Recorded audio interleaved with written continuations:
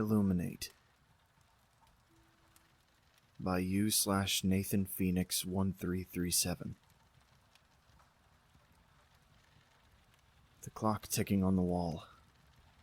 The hum of my computer on the desk.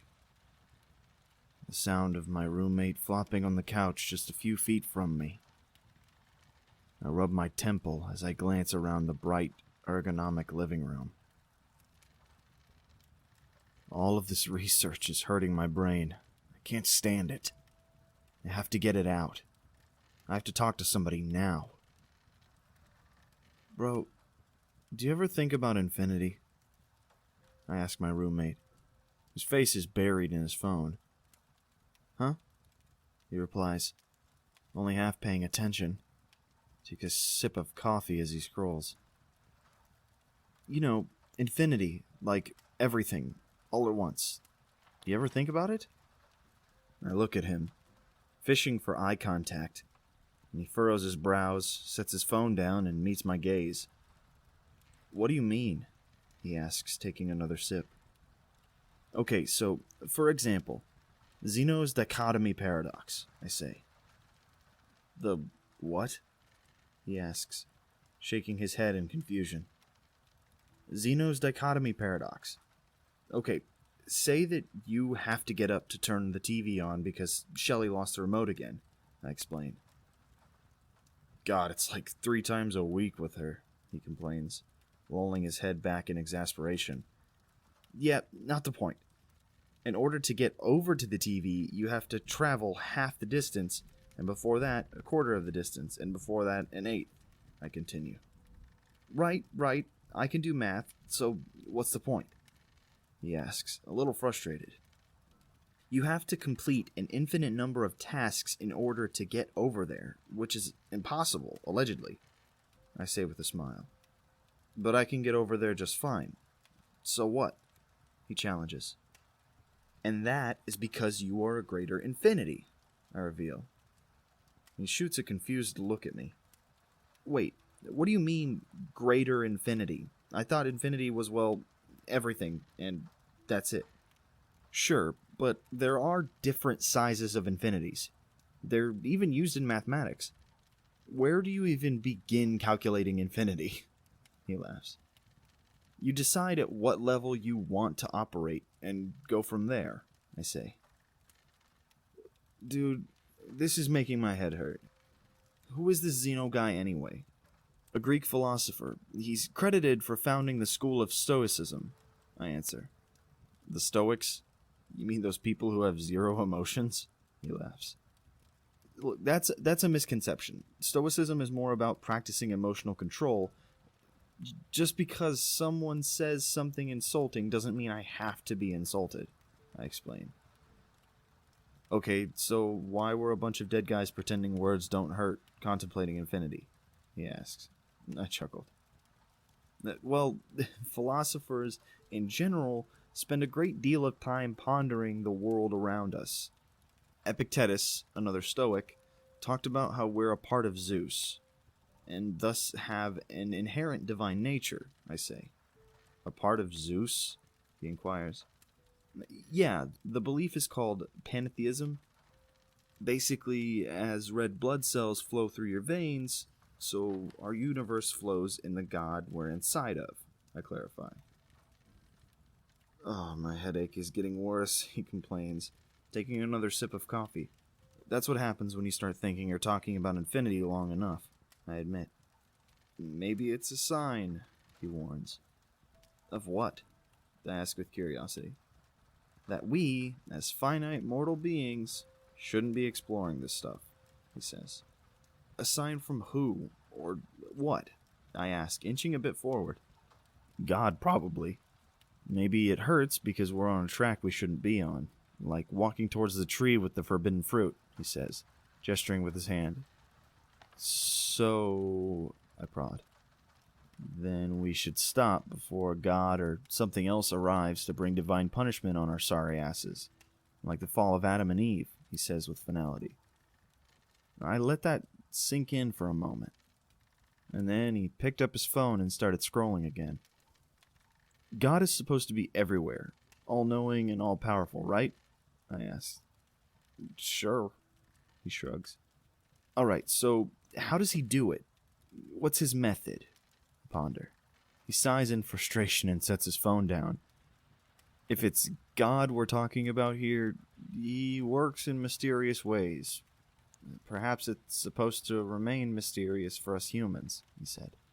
But what if every single atom, every tiny particle, was like a tiny eye of God, and that's how he does it? I ask, and he laughs. Dude, you're thinking way too hard on this. And what would you do about it even if that were the case? What could you do about it? He poses. Well, I don't know. But it would be like the ultimate spy network, man. No one could escape from his sight no matter where they were because everything would be made up of his eyes, even our own bodies. Which would mean, in a sense, Dude, my head hurts. I'm done. He interrupts and takes another sip of coffee. Damn. Just when it was getting good, too. I sigh out of my sadness and turn back to the research on my computer. A wave of guilt washes over me, like I was just caught with my hand in the cookie jar.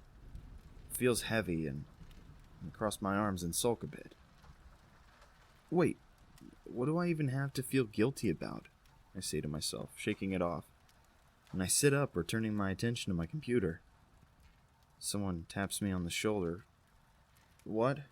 I ask, turning around to see... No one. I didn't say anything, my roommate says. Yeah, and he didn't move from the couch either. And Shelley isn't home. A cold shiver runs down my spine as I turn to my research once again. Something slithers like worms on wet noodles behind me. Fear freezes my whole body and my eyes grow wide, and my breath shortens. Something is slithering on my shoulders. Guilt, depression, and existential dread sink deep into me. It's like when you dream of horrific monsters, the fear grips you so much that you can't even move. You're too scared even to breathe. Every fiber of my being tells me not to turn around, to pretend that I feel nothing. But I can't do that. I have to look. I have to know. My hands grow cold and clammy, and sweat beads on my forehead, and my breath quickens as I swivel my chair around, and my jaw drops as I take it all in. A giant, wretched eye has opened on the wall. Red veins bleeding from its canthe into the ceiling and floor like jagged branches and roots. Its pupil is a portal, a doorway into the infinite expanse beyond our 3 dimensions. Out of this portal writhes innumerable tendrils with black slime that patters on the ceiling like rain, seeping death's stench into the room. I could feel its sentience. It knows I'm here. Dude, do you see this? I whisper, noting the tendrils as they slither over my body. See what? He asks, glued to his phone. How can he not see this? We're facing the same goddamn direction. Dude, I whisper, tears welling in my eyes. Its tendrils slither under my shirt and bore into my stomach, and I can feel it writhing under my skin, sucking everything out. Oh, God, he was right. What do you think you actually are? The question burns into my mind with a trillion voices saying it all at once. And I can feel it now. I'm not my body, my ego, or my emotions. I'm dissolving into everything, becoming one with the universe. I am that I am. I say. My words echo and reverberate through the air, cracking reality like a fine crystal. Divine, prismatic light explodes from me as I levitate off the chair. Electricity burns my wounds away, leaving healthy flesh in the flames' wake.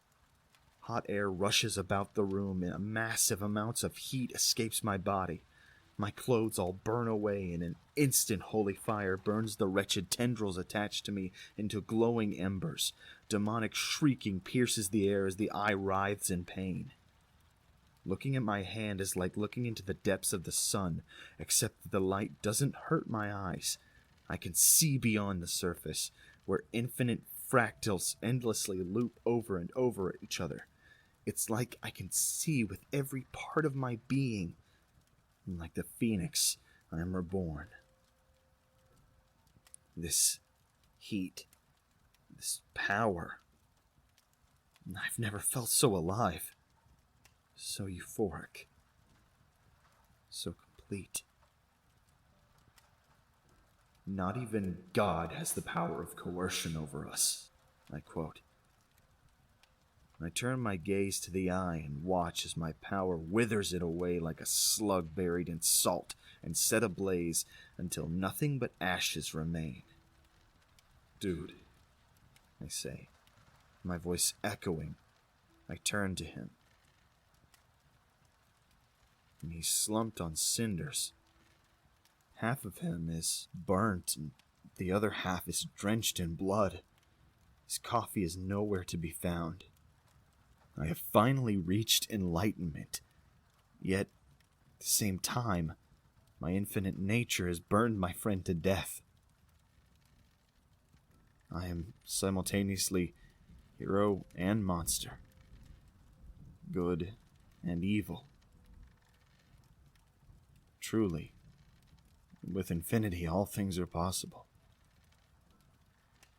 Walking on tongues of prismatic flame, I make my way over to my friend. Life has escaped what's left of his eyes, and he's gone dark. No one's home. Curious to see what happens. I place a scintillating hand onto his head and command with all that I am. Illuminate.